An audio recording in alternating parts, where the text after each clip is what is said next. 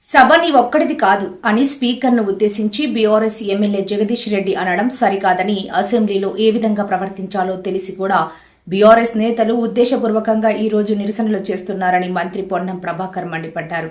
శాసనసభలో స్పీకర్ స్థాయిని తగ్గించేలా ఆయన మాట్లాడారని విమర్శించారు.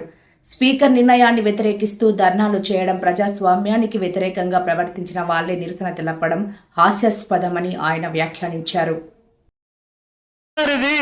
ఈ సభ మా అందరికి సమానమైన హక్కులు ఉన్నాయి. మా అందరి తరఫున మీరు పెద్ద మనిషి మాత్రమే ఆడ కూర్చున్నారు తప్ప ఈ సభ మీ సొంతం కూడా కాదు. తరఫున మీరు పెద్ద మనిషి మాత్రమే ఆడ కూర్చున్నారు తప్ప ఈ సభ మీ సొంతం కూడా కాదు. తరఫున మీరు పెద్ద మనిషి మాత్రమే ఆడ కూర్చున్నారు తప్ప ఈ సభ మీ సొంతం కూడా కాదు. ఈ విషయం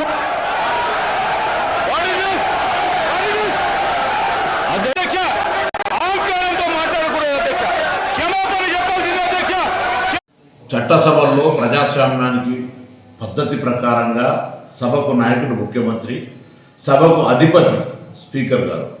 అటువంటి స్పీకర్ గారిని పట్టుకొని సభకు నీ ఒక్కటి కాదు అనేటువంటి మాట్లాడడం అనేటువంటిది ప్రజాస్వామ్యానికి వ్యతిరేకం.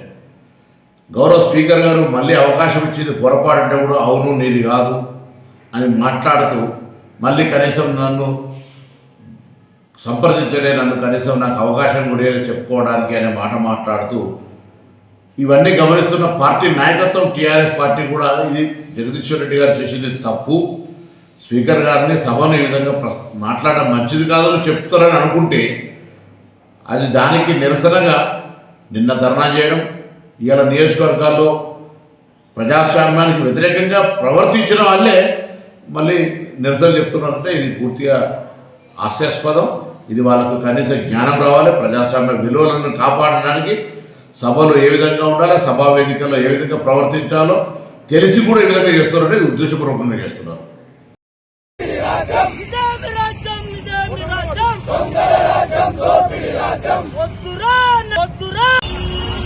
ఈరోజు మా ప్రియతమ నాయకుడు కేటీఆర్ గారు రాష్ట్ర వర్కింగ్ ప్రెసిడెంట్ పిలుపు మేరకు అసెంబ్లీలో రేవంత్ రెడ్డి ప్రభుత్వం జగదీశ్వర్ రెడ్డి గారిని ప్రశ్నించినందుకు గొంతువు నొక్కడానికి ప్రయత్నం చేసి 27 తారీఖు దాకా అతన్ని సస్పెన్షన్ గురి చేశారు.